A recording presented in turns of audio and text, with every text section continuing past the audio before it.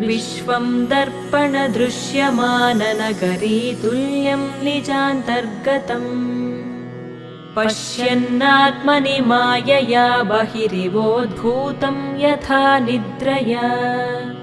यः साक्षात् कुरुते प्रबोधसमये स्वात्मानमेवाद्वयम्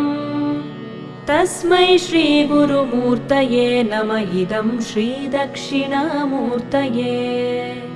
तस्मै श्रीगुरुमूर्तये नम इदं श्रीदक्षिणामूर्तये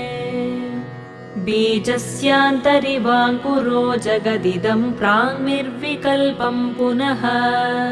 मायाकल्पितदेशकालकलना वैचित्र्यचित्रीकृतम्